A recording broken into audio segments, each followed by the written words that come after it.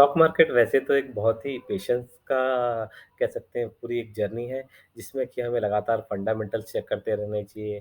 काफ़ी लोग टेक्निकल पे जोर देते हैं, बट अगेन रेगुलरली हमें इस पे इसके जो क्वार्टरली रिजल्ट्स आते हैं, ईयरली रिटर्न्स ईयरली रिजल्ट्स आते हैं, उस पे हमें ध्यान देना चाहिए। लेकिन फिर भी काफ़ी लोगों को ये लगता है कि ये काफ़ी एक क्विक पैसे कमाने का एक ज़रिया है स्टॉक मार्केट और कभी-कभी काफ़ी लोग इसमें अपनी किस्मत आज़माने भी आते हैं। तो आज आपके पास एक ऐसा चांस है, अगर आपकी किस्मत अच्छी है, तो 7 अक्टूबर तक आप अपना दाँव लगा सकते हैं और अगर आपकी किस्मत अच्छी रही, तो केवल 10 दिनों के अंदर आपको 50% तक के रिटर्न मिल सकते हैं।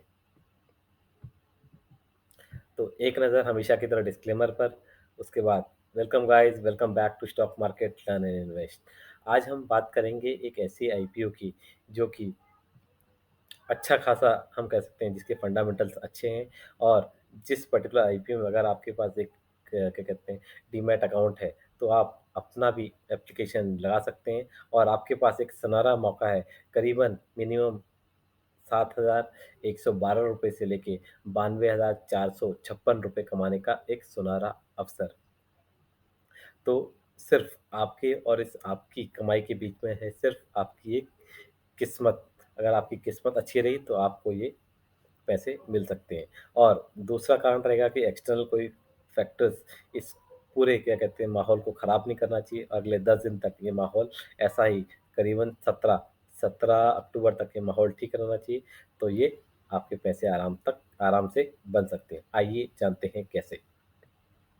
शुरुआत करेंगे हम सबसे पहले कि क्या है आईपीओ की डिटेल्स। आईपीओ है इलेक्ट्रॉनिक स्मार्ट इंडिया का, जो कि प्लान कर रहा है 500 करोड़ रुपए रेज़ करने का पब्लिक इश्यू के थ्रू। और जो ये फंड है वो यूटिलाइज़ करेगा अपने एक्सपेंशन के लिए और नए स्टोर्स और वेयर हाउसेस ओपन करने के लिए। उसके साथ ही साथ जो उसकी वर्किंग कैपिटल है, उसकी जो बढ़ती उसकी रिक्वायरमेंट्स है उसकी पूरी करेगा, कुछ उसके पुराने कर्ज़े हैं उसको वो रीपे करेगा और जनरल कुछ कॉर्पोरेट पर्पसेज़ के लिए उसको इस पैसों की ज़रूरत है। नाम और लोगो आप ध्यान रखिएगा अपने साथ। ईएमआई इसका शॉर्ट फॉर्म है, इलेक्ट्रॉनिक स्मार्ट इंडिया लिमिटेड। तो आइए सबसे पहले बात करते हैं कि कंपनी के कुछ बेसिक्स क्या हैं। कंपनी जो है उसका इनकॉर्पोरेशन हुआ था करीबन 1980 में और वो आज की डेट में करीबन चौथी अपनी लार्जेस्ट कंज्यूमर ड्यूरेबल और इलेक्ट्रॉनिक्स रिटेलर है इंडिया में।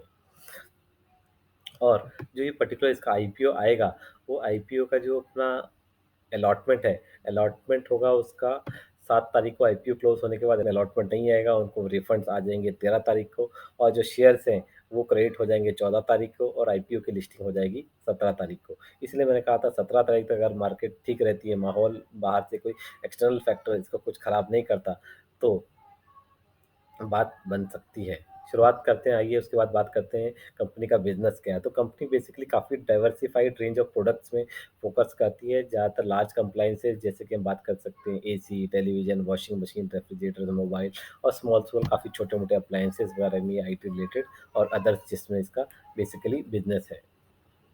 और कंपनी जो है बेसिकली ऑफ़र करती है स्टॉक कीपिंग जिसको हम यूनिट्स कहते हैं, उसके करीबन 6,000 करीबन इसके डिफरेंट प्रोडक्ट्स हैं और करीबन 70 consumer durable and electronics brands का ये सामान अपने पास रखती है। और बाकी हम अगर इसकी प्रेज़ेंस की बात करें तो जिसकी प्रेज़ेंस है, प्रेज़ेंस बेसिकली इसकी है ज़्यादातर तेलंगाना, आंध्र प्रदेश और दिल्ली एनसीआर रीजन में। ब्रांड्स की बात कर लेते हैं, एक बार नज़र आप मार सकते हैं अपने आप ही वीडियो को पॉज़ करके कौन-कौन से ब्रांड से बेसिकली ये डील करती है। उसके बाद एक बार हम नज़र मार लेते हैं इसके प्रॉफ़िट एंड लॉस पे, तो हम प्रॉफ़िट एंड लॉस में देख सकते हैं 2020 में जहाँ पर इसकी टोटल इनकम थी करीबन 31,790 करोड़ रुपए, वही 2021 में बढ़ के होगी 32,037 करोड़ रुपए और वही 2022 में बढ़ के एक अच्छी खासी छलांग के साथ इसने 43,530 रुपीज़ की एक अच्छी खासी टोटल इनकम करी है। और अगर हम पिछले क्वार्टर की बात करते हैं तो पिछले क्वार्टर फर्स्ट क्वार्टर में इसने 14,102 करोड़ रुपए की इसकी टोटल इनकम रही है। और अगर हम बात करते हैं प्रॉफ़िट की, तो प्रॉफ़िट में हम देख सकते हैं जो प्रॉफ़िट इसके करीबन 816 करोड़ रुपए थे 2020 में, वही घटकर कोविड के दौरान 556 करोड़ रुपए हो गए हैं। और वही उसके बाद एक अच्छी खासी कमबैक करके इसने 1038 के एक अच्छी खासी इसके प्रॉफ़िट रहे हैं 2022 के जो साल खत्म हुआ था। और फर्स्ट क्वार्टर की बात करें तो उसी में करीबन 406 करोड़ रुपए के इसके प्रॉफ़िट हुए हैं।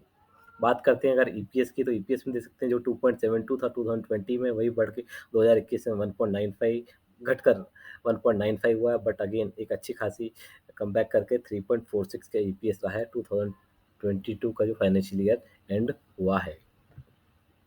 उसके बाद अगर हम एक बार बात कर लेते हैं, इसका बेसिकली कंपैरिजन करते हैं, अगर जिसके बाकी रिटेलर्स हैं तो हम देख सकते हैं रिलायंस रिटेल, क्रोमा, विजय सेल, सत्या, सरगम, गिरीश, आदित्य फैशन, अदिस्वार, विवेक जैसे अलग अलग अलग रिटेलर्स हैं जिनके साथ इनका कंपैरिजन किया जाता है।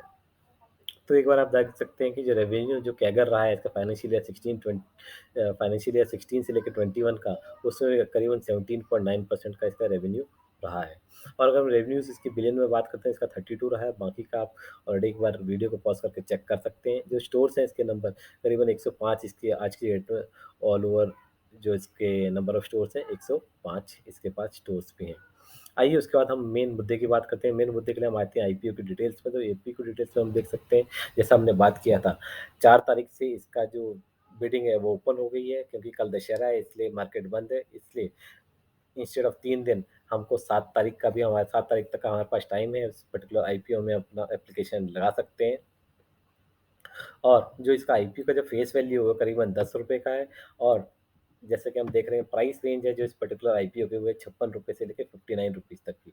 लेकिन जब भी हम अप्लाई करते हैं तो हमें most of the time maximum पे लगाना चाहिए, क्योंकि जनरली उसी में हमारा लगने का चांसेस रहते हैं। और जो मिनिमम इन्वेस्टमेंट रहेगी 56 के हिसाब से 14,224 की रहेगी।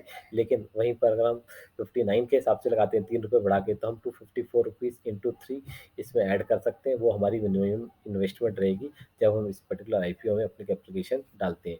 इशू साइज़ की जैसे हमने बात की 500 करोड़ रुपए का रहेगा। और ऑलरेडी हम बता चुके हैं इसकी फेस वैल्यू है करीबन 10 रुपये की। लिस्टिंग इसकी होगी बोथ पीएससी और एनएससी में। और जो क्यूआईबी शेयर्स हैं वो ऑफर किए जाएंगे वो नॉट मोर देन 50% रहेंगे। एचएनआईज को जो ऑफर शेयर किए जाएंगे वो रहेंगे नॉट लेस देन 15%। रिटेलर्स के लिए रहेगा कम से कम 35% तक का परसेंटेज। और जो कंपनी के प्रोमोटर्स हैं वो बेसिकली पवन कुमार बजाज और करण बजाज।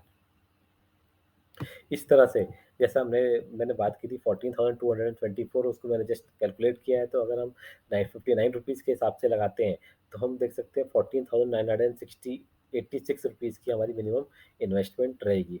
और जैसे कि अगर हम रिटेल इन्वेस्टमेंट में लगाते हैं तो हमारी जो लिमिट रहेगी 1,94,818 रुपीज़ के।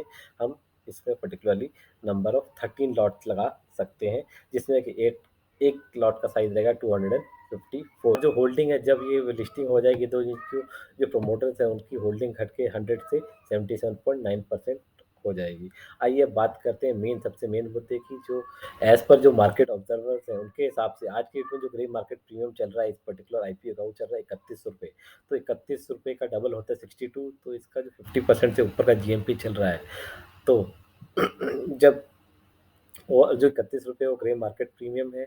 और जिस तरह से जब ये कंपनी के शेयर स्टॉक में लिस्ट हो जाएंगे मंडे अक्टूबर 17 को, उसमें अगर मार्केट चलते हैं, अगर मार्केट शांत रहता है, उसमें कोई हलचल नहीं होती, और तो 50% भी अगर हम जीएमपी लेते हैं तो 28 रुपये का, अगर हम कह सकते हैं 59 का हाफ हमने किया 28 रुपीज़ के हिसाब से हमने जो कैलकुलेशन थोड़ी देर पहले की थी 14,986 रुपीज़ की 59 रुपये का रेट लेके और लॉट साइज 254 का, तो हमें 7,112 रुपये का प्रॉफिट हो सकता है अगर हमें एक लॉट शेयर इसका मिलता है। किस्मत की सारी बात है। और अगर मैक्सिमम जो रिटेल इन्वेस्टर क्योंकि अप्लाई कर सकते हैं मैक्सिमम 2 लाख रुपीज़, तो 2 लाख में, लेकिन जब 254 के मल्टीप्लिकेशन के करते हैं तो 254 इंटू 13 इंटू 59 जब हम करते हैं तो 1,94,818 रुपीज़ की हमारी रिटेलर्स की मैक्सिमम इन्वेस्टमेंट हो सकती है। और उसका अगर 50% पे प्रीमियम मिलता है तो हमें जो फ़ायदा हो सकता है करीबन 92,456 रुपये का। तो बात सारी किस्मत की है। आप सभी से मेरा अनुरोध है कि ज़रूर इस पर्टिकुलर आईपीओ में लगाइए। लगाने से पहले एक बार अगर आप जानना चाहते हैं उस पर्टिकुलर कंपनी की वेबसाइट पे जाके उसके बारे में और देख सकते हैं और समझ सकते हैं कंपनी के बारे में। और अपनी सूझबूझ के हिसाब से आप आईपीओ में अप्लाई कर सकते हैं। अगर वीडियो अच्छी लगी हो तो ज़रूर लाइक करें, चैनल को सब्सक्राइब करें और बेल आइकन हिट करके ऑल दबा दें। और दोस्तों के साथ शेयर करना ना भूलें। मिलेंगे फिर कभी किसी और पर्टिकुलर वीडियो में किसी और बिजनेस न्यूज़ और कंपनीज रिलेटेड। तब तक नमस्कार, धन्यवाद।